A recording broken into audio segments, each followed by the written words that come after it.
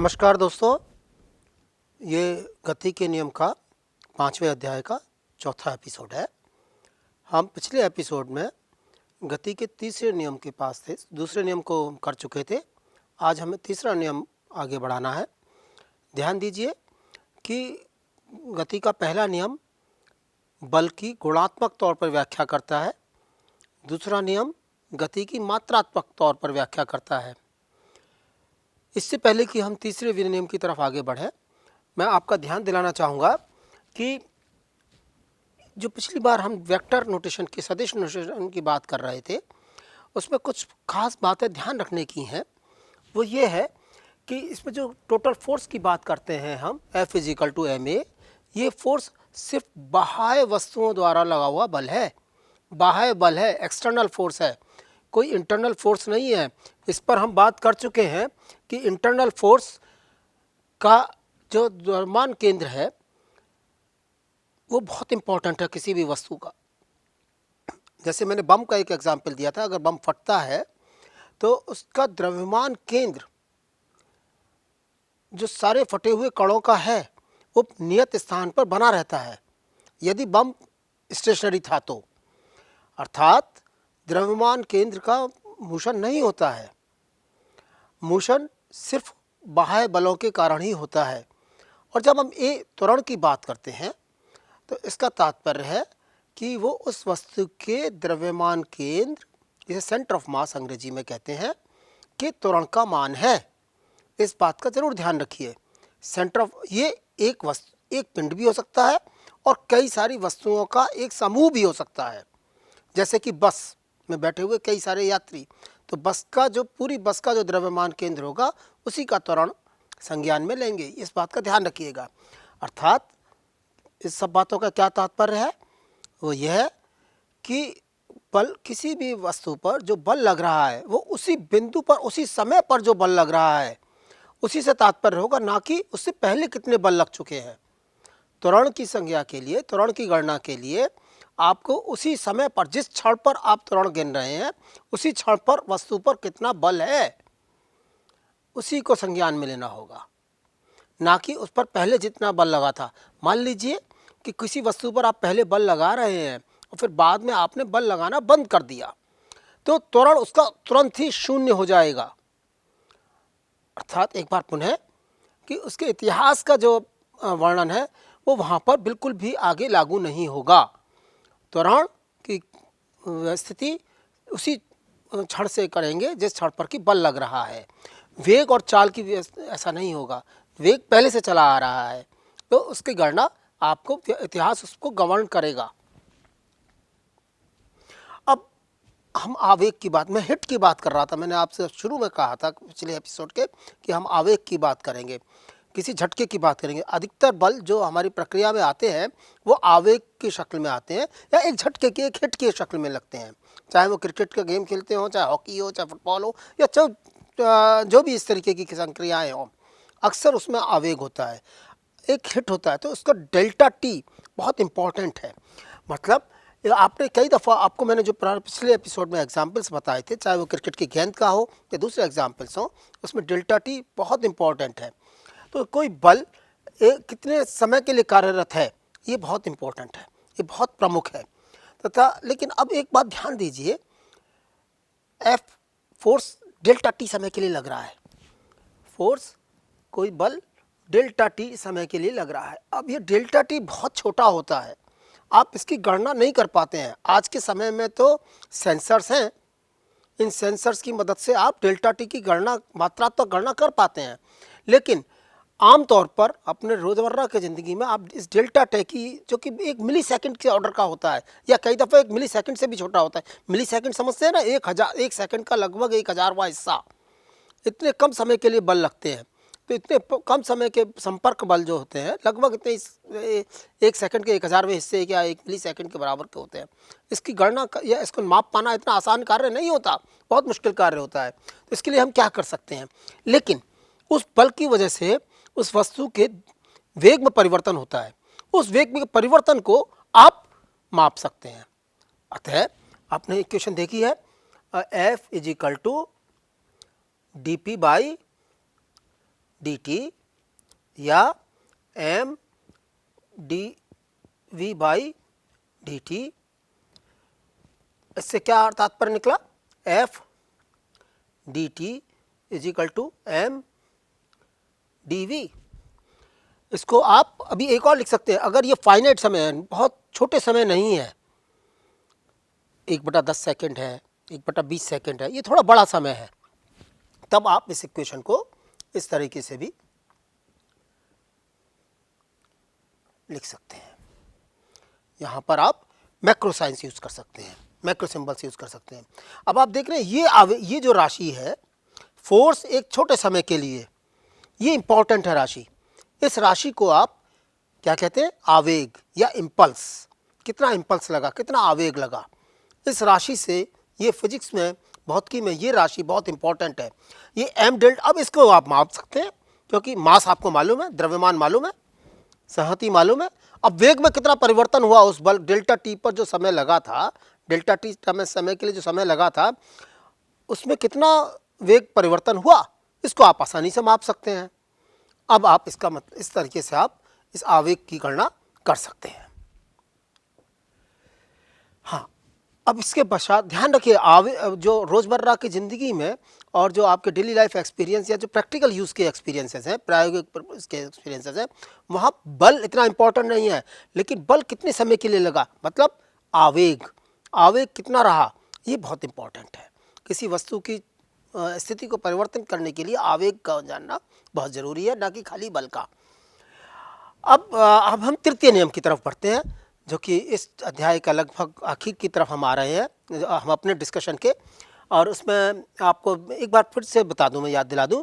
पहला नियम बल की गुणात्मक व्याख्या, दूसरा नियम बल की मात्रात्मक व्याख्या। अब तीसरा नियम किसका है, अब ये तीसरा नियम किस लिए आ रहा है, वो इसलिए आ रहा है कि बल आया कहाँ से, बल का स्रोत क्या है। अगर हम इस बल का स्रोत जानने का प्रयास करें तब हमें इस तीसरे नियम को बनाने की आवश्यकता पड़ती है, तीसरा नियम लगाना जरूरत पड़ती है। अब ये बाह्य बल का स्रोत क्या है, अब आप थोड़ा सा, एक पुराना उदाहरण है हमारा, उसी उदाहरण को हम आगे बढ़ाते हैं, वहाँ पर सीखने की कोशिश करते हैं। आपने एक स्प्रिंग को खींचा, एक स्प्रिंग है, स्प्रिंग को आपने खींचा। अब आपने जब स्प्रिंग को खींचा तो उस पर एक बल लगाया, F इजिकल टू KX, आप जानते हैं।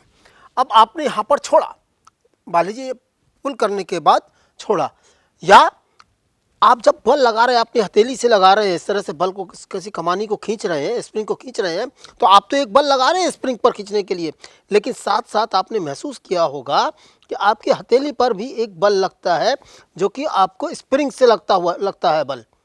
तो यहाँ पर दो बल है, एक बल जो आपने लगाया स्प्रिंग पर, मान लीजिए उस बल को हम कह रहे हैं force applied by the hand on spring, FSH। ये एक परिपाटी है, इस परिपाटी से हम इन बलों को लिखते हैं FSH या F12। अगर मैं F12 लिखूं, इसका मतलब यह है किसी पिंड 2 से पिंड 1 पर लगने वाला बल, या F21 पिंड 1 से पिंड 2 पर लगने वाला बल। ये एक भौतिकी बहुत परिचित परिपाटी है, इस परिपाटी का ध्यान रखिएगा। FSH का तात्पर्य हाथ से स्प्रिंग पर लगने वाला बल। अब यहाँ पर अगर आप देख रहे हैं, अगर आपने खींची हुई है इस कमानी को और बिल्कुल आप साम्य अवस्था में हैं, अब आपके पास एक बल तो आपने लगाया हुआ है और दूसरा बल है कि आपकी हथेली पर लग रहा है, जिससे कि आपको लग रहा है कि कुछ आपके हाथ पर प्रेशर है, साम्य अवस्था में है, इक्विवेलेंस में है आप। अब दूसरा बल जो स्प्रिंग से आपके बल के हाथ पर लग रहा है, वो बल है FHS, मान लीजिए, मतलब स्प्रिंग द्वारा हाथ पर लगने वाला बल FHS। और आप जानते हैं क्योंकि बल ये बिल्कुल गतिमान में नहीं है, बिल्कुल स्प्रिंग आपकी स्टेशनरी है, बिल्कुल साम्यावस्था में है, तो दोनों बल एक दूसरे को अपोजिट कर रहे हैं। इसका मतलब क्या हुआ, FSH is equal to minus FHS, बराबर है मात्रा में, लेकिन उनकी दिशाएं विपरीत है। यही तो वेक्टर नोटेशन है ना, माइनस का और प्लस का अर्थ। तो अर्थात एक बल को हम क्रिया कहते हैं और एक बल को हम प्रतिक्रिया कहते हैं। पहले हमने स्प्रिंग को खींचा था तो उसको हम क्रिया कह रहे हैं, फिर बाद में स्प्रिंग ने हमारे ऊपर हाथ लगाया उसी के फलस्वरूप, तो उसको हम प्रतिक्रिया कह रहे हैं। दोस्तों, मैं आपको आगाह कर दूं कि विभिन्न विभिन्न पुस्तकों में और विभिन्न विभिन्न ऑथर्स इस पॉइंट को विभिन्न विभिन्न रूप से लिखते हैं, क्रिया और प्रतिक्रिया को। बहुत सारी किताबों में आप पाएंगे कि क्रिया और प्रतिक्रिया को अलग अलग करके लिखने की कोई ज़रूरत नहीं है, ये सिर्फ दो बल हैं, ठीक है, लेकिन ये जब भी है जबकि दोनों बल संपर्क में, दोनों वस्तुओं संपर्क में है। यहाँ पर संपर्क में है, आपने स्प्रिंग पर फोर्स लगाया, स्प्रिंग ने आप पर फोर्स लगाया, वो साइमल्टेनियस हैं, एक साथ हैं। लेकिन ये स्थिति हमेशा नहीं होती। मैं आपको अभी कुछ उदाहरण बताऊंगा। तो आपको एक परिपाटी पकड़नी है, तो देखिए जो न्यूटन, ये न्यूटन का तीसरा नियम है, न्यूटन ने लिखा, और जितनी कंट्रोवर्सीज इस न्यूटन के तीसरे नियम पर हुई हैं उतनी किसी और नियम पर कभी नहीं हुई हैं, कभी नहीं हुई हैं इतनी कंट्रोवर्सीज। ये आप ध्यान रखिए। ये एक बहुत ही रोचक इतिहास है, विज्ञान के डेवलपमेंट का, विज्ञान के विकास का बहुत ही रोचक इतिहास है, और इस पर घंटों हम चर्चा कर सकते हैं। लेकिन मैं आपको बहुत संक्षेप में बताना चाहता हूँ कि आप ये ध्यान रखिए कि ये क्रिया और प्रतिक्रिया के बल हमेशा संपर्क में रखी हुई वस्तुओं पर ही नहीं लगते हैं, बल्कि दो वस्तुएं जो बिल्कुल बहुत दूर हों उन पर भी आपस में लगते हैं। दो वस्तुएं जो बहुत दूर दूर हैं, एक दूसरे से दूर हैं, उन पर भी आपस में बल लगते हैं, चाहे आपको फिजिकली नज़र आ रहा हो कि नहीं लगते हैं। जैसे मैं आपको उदाहरण बताता हूँ, सूर्य से आप किरणें पृथ्वी पर आ रही हैं, सूर्य तो हमारे साथ कांटेक्ट में नहीं है, वहाँ से इलेक्ट्रोमैग्नेटिक रेडिएशन, विद्युत चुंबकीय तरंगें हमारे पास तक आ रही हैं। उन विद्युत चुंबकीय तरंगों के हमारे पास आने के साथ साथ उन किरणों के द्वारा हम पर एक बल लगता है जिसको कि रेडिएशन रिएक्शन फोर्स बोलते हैं। आप आगे आने वाली कक्षाओं में और अच्छी तरह से पढ़ेंगे, थोड़ा से इस बारे में कक्षा 12 के आखिरी ओर जब मॉडर्न फिजिक्स के चैप्टर्स पढ़ेंगे वहाँ पर इसका जिक्र आएगा। एक रेडिएशन रिएक्शन फोर्स लगता है, उस फोर्स के बदले में हमारा शरीर उसके ऊपर दोबारा से फोर्स लगाता है, दोबारा से। तो अब सूर्य से एक फोर्स आया है, किरणें आई हैं, अब इसी फोर्स को दोबारा तक सूर्य तक पहुंचने में समय लगेगा, बहुत समय लगेगा। तो दोनों साइमल्टेनियस नहीं है, और कोई ज़रूरी नहीं है कि सारे बल संपर्क में रखी हुई वस्तुओं के ही हो। हाँ, अगर आप बलों को संपर्क में रखी हुई वस्तुओं के बीच में कर रहे हैं तो क्रिया कौन सा बल है और प्रतिक्रिया कौन सा बल है, इसका कोई अंतर नहीं पड़ता। किसी भी बल को आप क्रिया कह सकते हैं और किसी भी बल को प्रतिक्रिया कह सकते हैं। लेकिन अगर संपर्क में नहीं रखी हुई वस्तुओं के बारे में अगर आप बात करेंगे तो वहाँ पर आपको क्रिया और प्रतिक्रिया बलों की व्याख्या करनी पड़ेगी, क्योंकि एक बल पहले लगा होगा, फिर उसके बाद दूसरा बल लगने में थोड़ा समय लगेगा। तो इस बात को ध्यान रखिएगा। और आपको मैं संदर्भ दूंगा कि न्यूटन, एक किताब है Newton to Einstein, Cambridge University Press की, उस किताब को आप थोड़ा सा देखेंगे तो आपको इस बारे में बहुत इतिहास मिलेगा।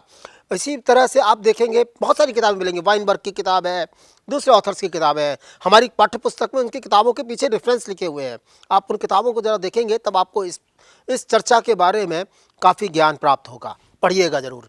तो इसका अर्थ क्या हुआ इस सारी क्रिया का, इस सारी बात का, कि प्रत्येक क्रिया की सदैव समान एवं विपरीत दिशा में प्रतिक्रिया होती है। यही गति का तीसरा नियम, यह न्यूटन का तीसरा नियम है। बल कभी भी अकेला नहीं, इसका अर्थ क्या है, बल अकेला कभी भी अकेला नहीं पाया जाता है, तथा यह हमेशा युगल में पाए जाते हैं। दो बल होते हैं एक साथ, कभी कोई बल अकेला नहीं होता है। अगर एक बल होगा तो उसकी घट से प्रतिक्रिया दूसरे बल लगेगा उसकी प्रतिक्रिया में। और ये ध्यान रखिएगा कि ये जो बल हैं एक दूसरे को नगण्य नहीं कर सकते, क्योंकि ये बल अलग अलग वस्तुओं पर लगे हैं। मिसाल के तौर पर आपकी पुस्तक किसी किताब पर टेबल पर रखी हुई है, ठीक है, अब पुस्तक का जो भार है, जो वेट है, वो टेबल की सतह पर एक बल लगा रहा है जो कि उसके भार के बराबर है mg, है ना, मास उसका द्रव्यमान multiplied by acceleration due to gravity गुरुत्वीय त्वरण। ये तो हुआ एक बल। अब दूसरा बल कौन सा लग रहा है, जो टेबल पुस्तक पर ऊपर की ओर अभिलंब बल की ओर लगा रही है। इसे रिएक्शन फोर्स भी कहते हैं, नॉर्मल फोर्स भी कहते हैं। इसमें दो बल हैं, पहला बल जो पुस्तक पाठ्य पुस्तक पर लगा रही है, जो कि पुस्तक टेबल पर लगा रही है मेज की सतह पर। दूसरा, उसकी प्रतिक्रिया में दूसरा बल कौन सा आया, जो मेज पाठ्य पुस्तक पर लगा रही है। तो ये दोनों बल अलग अलग वस्तुओं पर लग रहे हैं, एक वस्तु पर नहीं लग रहे हैं, इसलिए दोनों एक दूसरे को कैंसिल आउट नहीं कर सकते। बल कब कैंसिल आउट करेंगे, जबकि एक ही वस्तु पर लग रहे हो। ये चूंकि बल दो अलग अलग वस्तुओं पर लग रहे हैं, इसलिए एक दूसरे को कैंसिल आउट नहीं कर सकते हैं। तो नियम क्या है?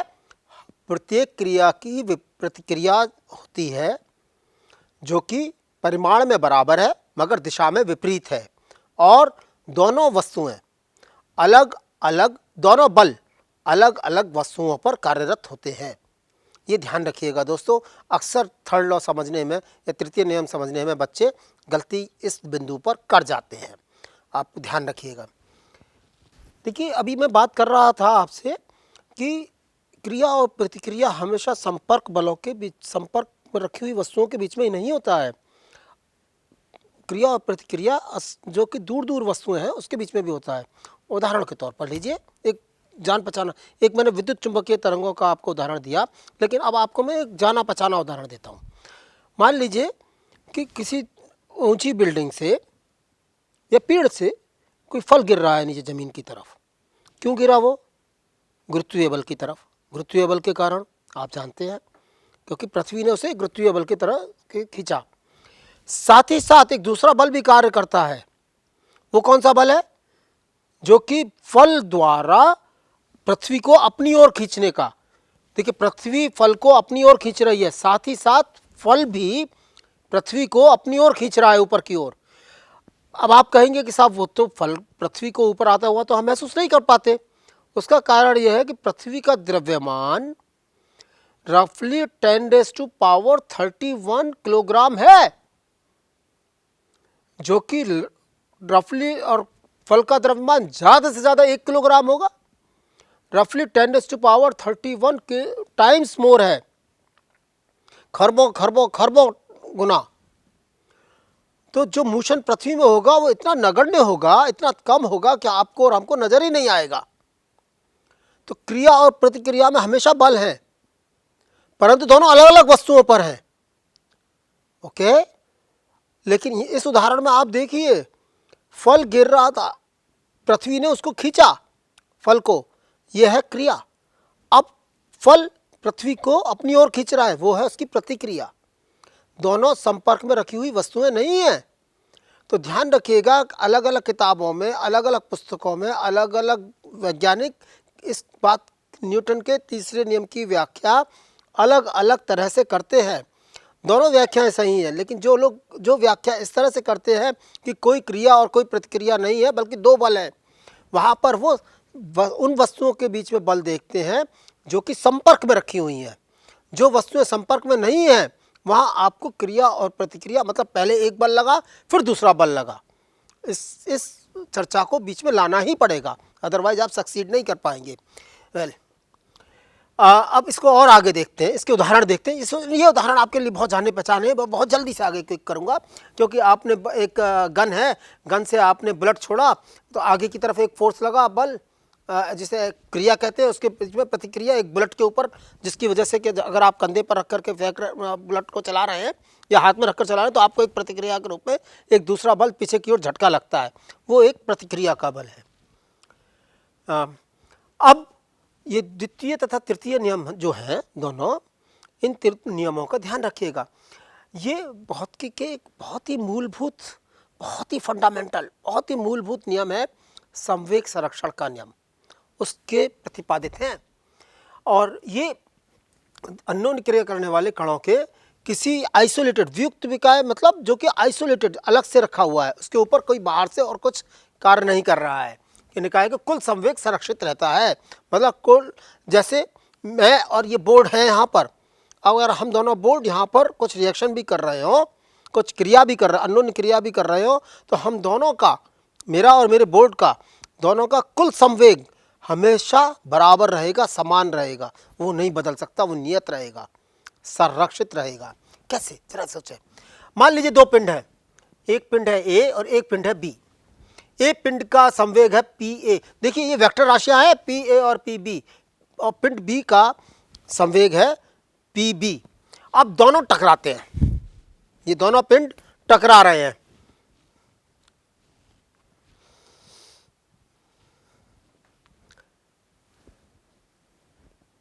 ये दोनों पिंड टकरा रहे हैं,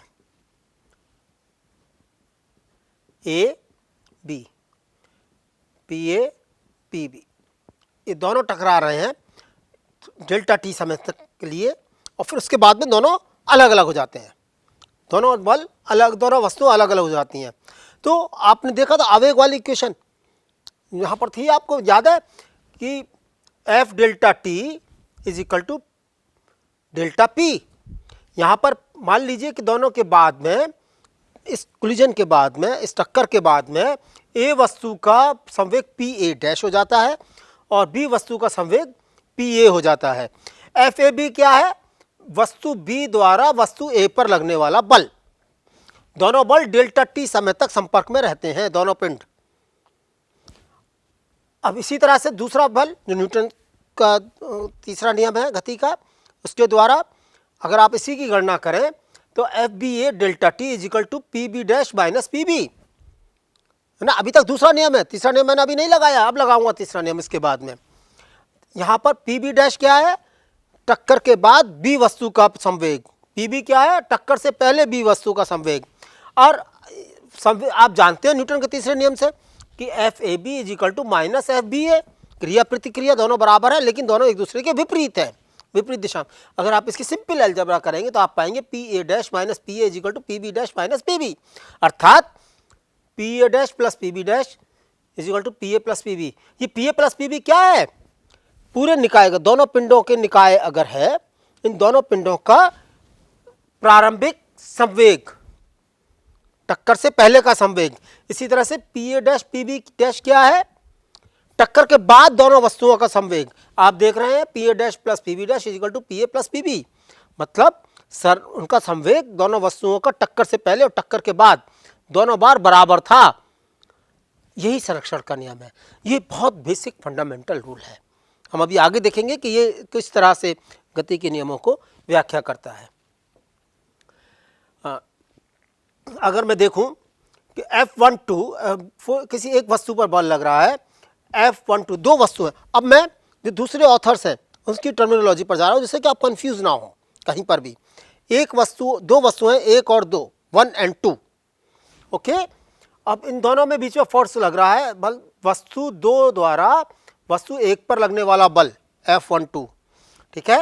ये क्या होगा? dp1 by dt, मतलब पहली वस्तु का संवेग परिवर्तन की दर। क्या है ये बल? ध्यान दीजिए, दोबारा से बोल रहा हूं, वस्तु दो द्वारा वस्तु एक पर लगने वाला बल, जो कि वस्तु एक की गति की अवस्था को में परिवर्तन करेगा। इसी तरह से F21 is equal to dp2 by dt, मतलब वस्तु एक द्वारा वस्तु दो पर लगने वाला बल, जो कि दूसरी वस्तु के संवेग की स्थिति को बदलेगा, उसकी गति की अवस्था को बदलेगा। आप जानते हैं न्यूटन के तीसरे नियम से F12 plus F21 is equal to 0, अर्थात ये इक्वेशन आप इस इक्वेशन से बड़े आसानी से ला सकते हैं।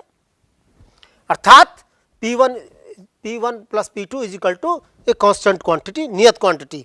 दोनों वस्तुओं का कुल संवेग संरक्षित है। आप देख रहे हैं यहाँ पर हमने न्यूटन के तीसरे गति के तीसरे नियम को उपयोग किया और संवेग संरक्षण पर पहुँच गए। इसी तरह से हम उल्टा भी पहुँच सकते हैं। तो न्यूटन के जो तीसरा गति का जो तीसरा नियम है, ये संवेग संरक्षण के नियम पर है। और देखिए, अब ये इसी इक्वेशन को हम जनरलाइज करते हैं एन वस्तुओं के निकाय के लिए। बहुत सारी वस्तुएं हैं, आप जैसे वहाँ पढ़ रहे हैं वहाँ पर बहुत सारी वस्तुएं रखी हुई हैं। आपकी कक्षा में भी बहुत सारे बच्चे एक साथ हो सकते हैं। उन सारी क्लास के जो अंदर चीज़ें रखी हुई हैं, उन सबको एक निकाय मानते हुए जरा कैलकुलेशन करते हैं क्या होता है। मान लीजिए एन वस्तु है, उन सबके मोमेंटम, उन सबके संवेग P1, P2, P3 and Pn है। इन सबको टोटल कर लीजिए। अब इस पर कोई टोटल बल लग रहा है बाहर का, तो d बाई डी टी, ये P क्या है? पूरे निकाय का संवेग, पूरे निकाय का संवेग, सारे एन पार्टिकल्स के सिस्टम का संवेग F external is equal to F external. F external is equal to 0। अगर ये शून्य है, अगर ये बल बाहर से लगने वाला बल शून्य है, तो dp by D T is equal to 0, शून्य 0 होगा ना। अतः P इज इक्वल टू नियत। यहां पर आपने फिर से देख लिया कि P नियत है, तो फिर से आपको मालूम पड़ गया कि कुल रेखीय संवेग संरक्षित रहता है। ये संवेग संरक्षण के बहुत बेसिक नियम है, ध्यान दीजिए। और यहाँ ये एग्जाम्पल जो मैं बम का एग्जाम्पल बता रहा था, जैसे ये सेंटर ऑफ मास है, ये एक बम था, एक जगह पर रखा हुआ है, ओके। अब ये फट करके कई सारी दिशाओं में जाता है, इसके कई सारे टुकड़े कई सारी दिशाओं में जा रहे हैं, जिनके कि संवेग अलग अलग हैं। ओके, ये सब अलग अलग दिशाओं में जा रहे हैं, आपको लग रहा है कि अलग अलग दिशाओं में जा रहे हैं, कोई बात नहीं है, लेकिन इनके द्रव्यमान केंद्र वहीं पर रहेगा। और क्योंकि इसमें ये जो बल है, इसमें जो बल है वो आंतरिक बल है, वो बाह्य बल नहीं है, आंतरिक बल है। तो उस पर जो उसका द्रव्यमान केंद्र है उसका त्वरण सदैव शून्य रहेगा, वो गति नहीं करेगा, वो गतिमान नहीं हो सकता। तो इसलिए अगर आप पाएंगे कि इस तरह की प्रॉब्लम्स को आप सॉल्व कर सकते हैं। देखिए दोस्तों, इस अध्याय में बहुत सारी चीज़ें और भी थी। साम्यावस्था में, इक्विलिब्रियम में पार्टिकल्स कैसे रहते हैं, उसके बाद कुछ सिंपल निकायों में, कुछ सिंपल सिचुएशन में बलों की किस तरह से इक्वेशन होती है, वर्तुल गति, ये कुछ टॉपिक्स रह गए हैं। हमने 4 एपिसोड्स में इस अध्याय को जितना हम कवर कर सकते थे उतना कवर करने का प्रयास किया है। आप इन 4 अध्यायों में जो विषय वस्तु डिस्कस की गई है, आप उससे ये अर्थ ना निकाल लें कि यही सिलेबस है, यही पाठ्यक्रम की वास्तविक विषय वस्तु है। पाठ्यक्रम की विषय वस्तु आपकी पुस्तक से आ रही है। तो कृपया करके ये जो विरामावस्था में की सिचुएशन है, साम्यावस्था की सिचुएशन है, विभिन्न पार्टिकल्स हैं, तथा ये वर्तुल गति के जो पोर्शंस हैं, आप इनको, मैं उम्मीद करता हूं कि इतने सब के बाद आप सेल्फ स्टडी से कर पाएंगे। धन्यवाद।